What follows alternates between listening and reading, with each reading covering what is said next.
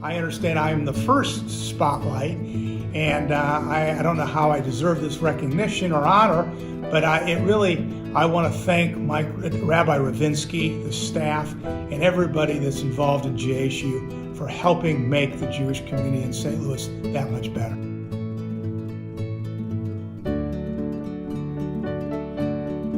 Probably my career-defining moments to have this kind of spirit and success in helping the nonprofits really came from my father when I was a young man, when he always made us take a penny, a nickel, or a dime to the shul to make sure we put it in the tzedakah box. And he always had a sense that it was important to give back. However, in business, I've had some great mentors throughout my life, starting with Irv Maislish in Kansas City, Arvin Gottlieb, I.E. Millstone here, Tommy Green, to name a few. And it was always the fact that they always took time to be able to be available to ask a question, to mentor, or whatever I needed. And they were always willing to help me and give me guidance. And really that guidance helped me realize it's important to give back. And money isn't the only thing you can give back. You can give back time, you can give back effort, you can give back advice. But it also helps to have money as a source of showing people that you do put but it's just not words. It's about really doing something.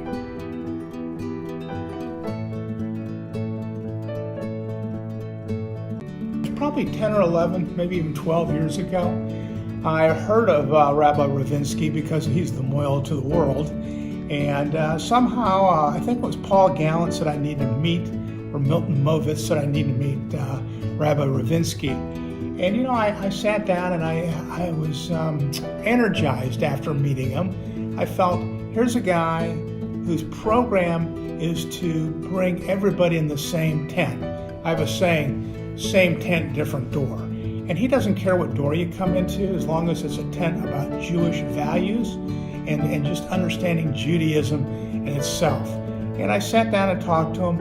And then my daughter, Leah, the last of the three girls, was part of JSU when she was 16 or 17. And I really got involved and watched him at the Starbucks and saw the class. I was invited to talk to the class. And I said, here's a way, for a very inexpensive way, to let people know that what it is to be Jewish. And really since then, I've always kept in touch. He's done a great job of keeping in touch and bringing me along. And I see the success he has with all the kids throughout the St. Louis area.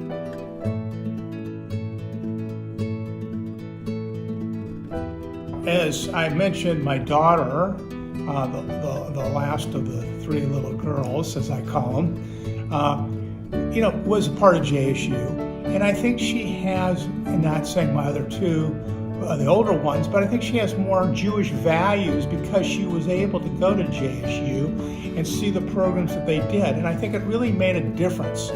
I think my other girls are Jewish by all means, but I think this was something that really helped her feel more comfortable about being Jewish. All my girls were bat mitzvahed, all of them have been on birthright, all of them have gone to Israel.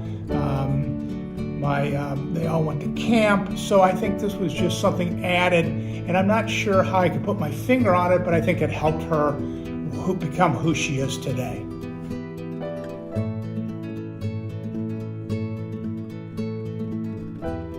Because JSU is a welcoming, and it's about everybody is welcome. They don't judge you on how you want to practice Judaism. They don't tell you how to be Jewish. They welcome you that you want to be Jewish and understand Jewish values. And it's a small amount of money that can make a big difference. I've written $1 million checks, but I feel better writing a $5,000 check and knowing I'm touching more people because of this program.